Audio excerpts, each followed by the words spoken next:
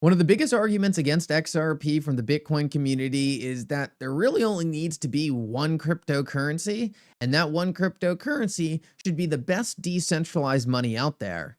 In this video, I want to talk about whether or not this is a problem for XRP, and if XRP is just always going to be playing second fiddle to something like Bitcoin. Like always, your support means so much to this channel. Thank you to everyone who takes the time to like these videos and subscribe to the channel. These two simple things really do help me out so much. Also, if you have any good place to buy some XRP, make sure to check out my favorite exchange uphold down in the description of this video. With that said, let's jump right into it, and I hope you guys enjoy the content. So I want to start out this video and jump into something that I believe is extremely important to understand, and that's the real difference between how Bitcoin maxis think and us in the XRP community look at the cryptocurrency industry. Now, as I said in the intro, one of the biggest things that people in the Bitcoin community think is that the only purpose of any cryptocurrency is just to be the best decentralized money. Essentially, they're trying to create a new form of currency in the most decentralized form. Now, one of the things that I find so interesting about this is at the end of the day, Bitcoin's really not moving into that money role. It's going much more towards a store of value asset. Now, from the start of Bitcoin's inception, the main purpose of Bitcoin was to be a form of money. It was to be a peer-to-peer transaction currency. But because the Bitcoin network spends so much energy on things like mining and stuff like that, it essentially killed the capability of using Bitcoin for its full intended use case. Because of that, Bitcoiners were put in a predicament where they had to change the narrative around Bitcoin to try to make it something that it wasn't. Because they realized it was never going to succeed as an actual currency, which was the purpose of Bitcoin in the first place, they kind of pivoted it to the store of value. So now they're equating it to something like gold. But if you take a look at something like gold in the market today, no one goes to the store and buys things with gold. No one really uses gold for any type of transactions. In fact, most people just hold gold and store value in it. Now, the big problem Bitcoiners are going to run into here is that people don't only store their value in gold, right? People store their value in gold, silver, Nvidia stock, bonds, treasuries, right? There's all these different financial products people store value in. And Bitcoin now is just getting added to that mix. It's just a new thing you can store value into. But this whole idea that Bitcoin is some decentralized money that's completely different from any other cryptocurrency out there has kind of fallen apart, and it comes down to the Bitcoiners themselves changing the narrative and changing the focus that Bitcoin is looking to essentially take up mind share in the public. Everyone was first looking at Bitcoin as this new global decentralized currency, but they've been forced to completely pivot away from that and just turn Bitcoin into just another store of value asset. Now, in my opinion, this opens the door massively for other cryptocurrencies to succeed, because essentially Bitcoiners are closing the door on any usefulness of the blockchain itself. And one of the things that's so interesting is what we have seen is one of the killer use cases of blockchains are stablecoins, right? Actual money that's built into the internet. Now, it's not decentralized, but it's still internet money. And this has completely replaced Bitcoin's role as any kind of currency. These stablecoins are so much closer to currency than Bitcoin ever was. So they've completely replaced Bitcoin's role and currency status in this digital world, leaving Bitcoin, like I talked about before, completely outside of what its full intended use case was. Now, if you just break down the logic here, right? Bitcoin was created to do something. It couldn't do that. It had to pivot to go do something else. A new technology, stablecoins, came in and actually did that thing Bitcoin was trying to do. This alone should prove to the Bitcoiners that ultimately there's other technologies out there that are going to be necessary. In fact, so necessary, they are literally accomplishing the full reason Bitcoin was even created. This should automatically put a huge amount of doubt in any person that thinks Bitcoin is the only important thing in the cryptocurrency market. There are literally technologies out there right now doing what Bitcoin's intended purpose is that Bitcoin has literally given up on achieving. That alone should prove there is going to be many different winners in this asset class. But I think it goes even further than that, because I actually think the vast majority of people in the future who get into cryptocurrency are going to look at this asset class in a completely different way than Bitcoiners looked about it in the past. Like I talked about, one of the biggest use cases or one of the biggest value propositions of Bitcoin now is simply just being a new place you can hold value. But the problem is that's only appealing to a subset of people, right? That's only appealing to these people who see the vision of Bitcoin and want to hold their value in that asset. Other than that, there's no other reason to use the Bitcoin network.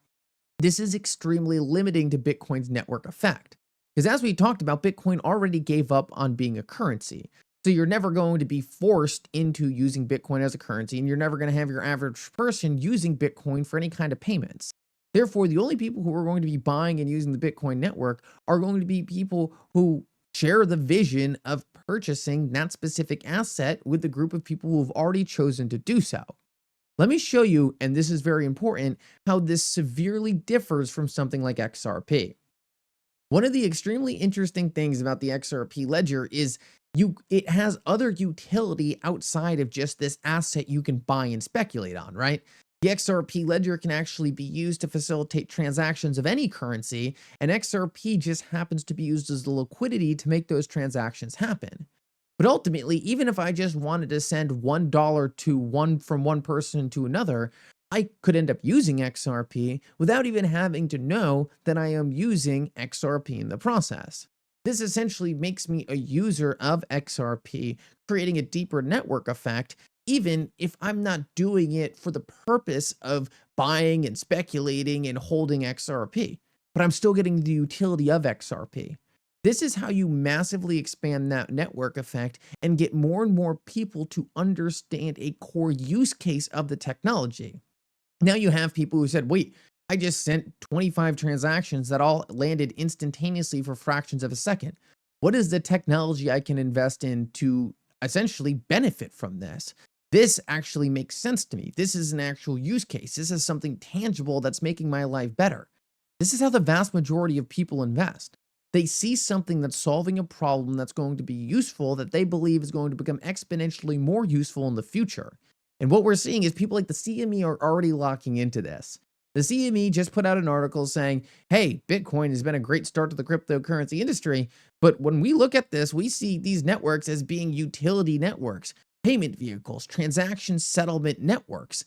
Bitcoin's not going to be used for that, and therefore they are seeing a large amount of money interested in flowing out of Bitcoin into these other cryptocurrency networks. Now, this is the point I really want to harp on.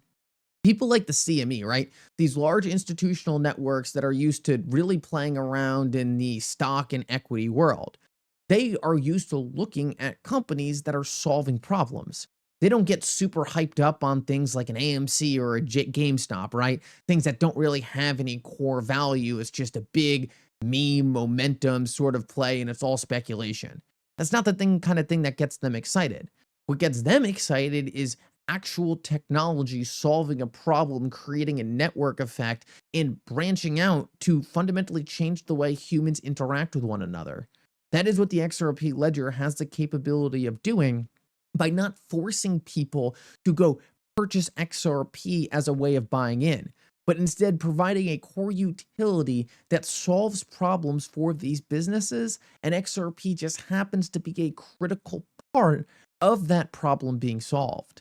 Without the Bitcoin network being able to solve what it was intended to do, which was actually create faster, better transactions and to actually be used as a currency, it's nothing more than just a simple thing for people to speculate on. It's no different from anything else out there in the market that you can buy and hold.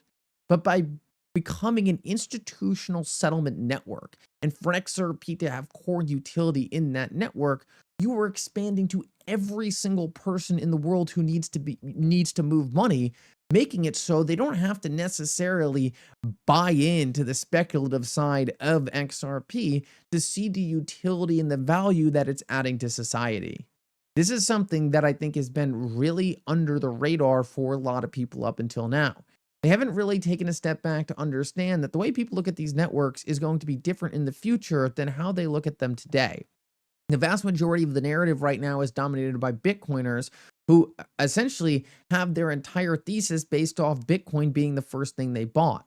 But a lot of people are going to be coming into this industry. Actually, vastly more people are going to be coming into the industry than are already in the industry today.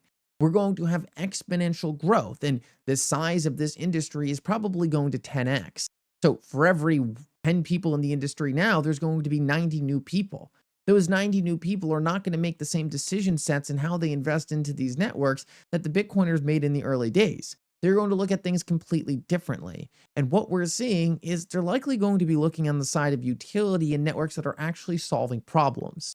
Just the other day, USA Today actually published an article saying the XRP ledger and XRP might be one of the best cryptocurrencies to invest into, once again focusing on the utility and the tangible market of international payments.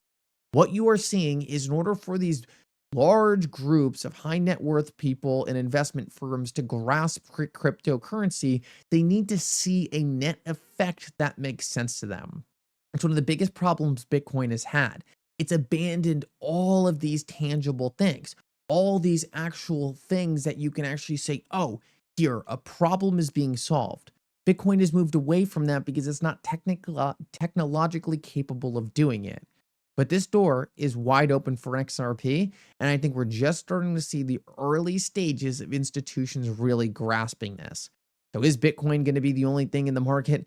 Absolutely not. In fact, most of the things that these cryptocurrencies like XRP has set out to do is actually solve the problems Bitcoin was intended to solve, but now has completely failed to do so.